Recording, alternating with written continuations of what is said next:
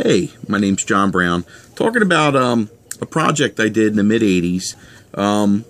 It was the idea for an X-Force comic book. Now,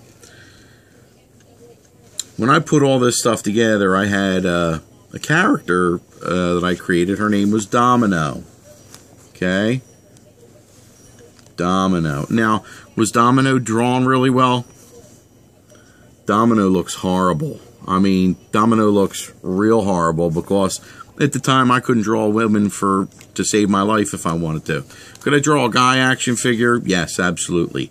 I had Masters of the Universe dolls, which were really buff.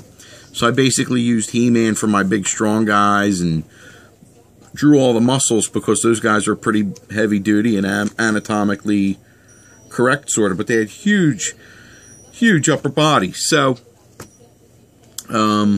Domino, okay, Domino was going to kind of break the rules too because they didn't want an all-black character. They didn't want that. The only exception was Venom. They didn't want an all-white character, you know. So what I did was I had a character drawn in a black outfit, like black leather, and I cut out her midsection, and you know, she was black and white on paper. And what I did was, I said to my mother, I said, Mom, I says, I got to do a female mutant. I said, I spent 3.5 days on this other character. I said, and you know, I got to put this other one together now. And she goes, pick something off the kitchen table. I don't know what to tell you. Pick something off the kitchen table. And at the time, my mother had Domino Sugar. So Domino's name comes from Domino Sugar. And what's really cool was I said, okay, I got Domino. So what do I do, Mom? What do I do? My mom goes, think about the name and then think about how the power applies to that name. And then the first thing I thought about was you tip things over. You flip things over into your favor. You tip the scales of doom. So her powers became basically if you saw a rock falling and it was going to hit you, the way her powers manipulated was that for whatever reason something would intervene and the rock wouldn't hit you. And same way with an avalanche. If the avalanche was coming down and she looked at it, you know, somehow she would mysteriously survive. Now, when it comes to other characters,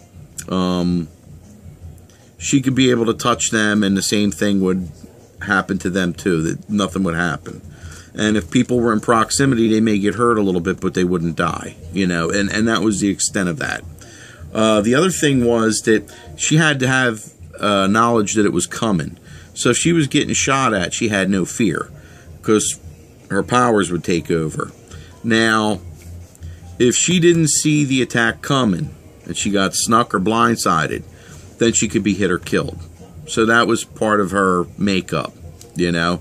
And I also wanted her to be very grounded as far as having guns, you know. I gave her 2 pistols and a few grenades, and I wanted her to be a little bit of an explosives expert, you know. And her past was very mysterious. I never wrote her a past. I wanted writers to write her a past. Because with Deadpool, I wrote so much with Deadpool that it kind of fell flat, you know, with her. So I wanted to leave her history as it was, as pretty much a mystery. The only thing that I let them know was that she came out of a government breeding program for mutants. And she was trained by the government, and she was still loyal to them. But once she got out, she decided she was going to fight for mutants, and, you know, she eventually changes. At the time, X-Men was like pretty much a big thing. Some of my friends read the New Mutants, and I didn't care for New Mutants. Some of the stories just didn't get me, you know. It's comical. But I liked characters like Cannonball, who I thought, and me and Carl Graves talked about it, about how we would stop him was dropping a net on him. Cannonball was a cool character that didn't get enough airtime. and the guy was basically indestructible while he was flying forward. Cable was another cool character that I felt they didn't do enough with. And, you know, characters like Thunderbird. Thunderbird was a really cool character in my opinion, and they needed to bring him out, you know. Let's see a wild Indian, you know, and let's, you know, get into that. You know, and then there was a few more female characters that they had that they could have brought in too. Like, you know, a lot of my other friends like Dazzler, you know. I can't recall at the time, but there was a few others. I can't remember her name. I think her name was Rift. But anyway, and that was basically the idea of an X-Force. Now,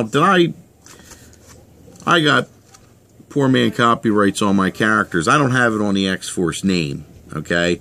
The X-Force name, they were part of an X-Force compilation, but they weren't, the X-Force itself wasn't copyrighted per se. But were they part of an X-Force file? Yes. You know, that was basically my idea. Now, did those other two guys, they put it forward? Yeah, they did that. They're basically the midwives to my creation. You know, they were able to put the characters out there with the vehicle and everything, and to them, I have to give them the credit for that.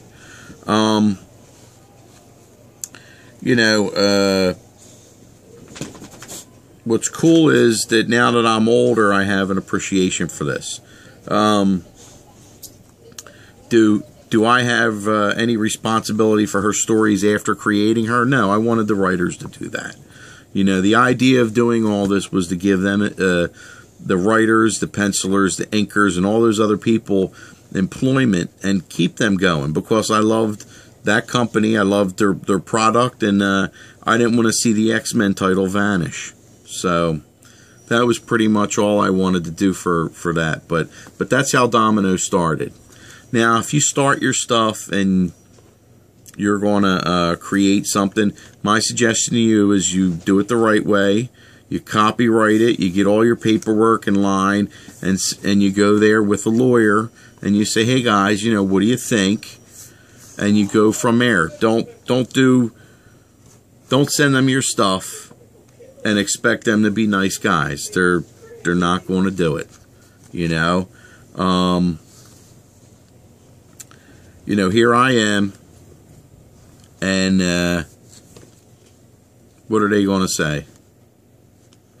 I'm going to tell you the truth.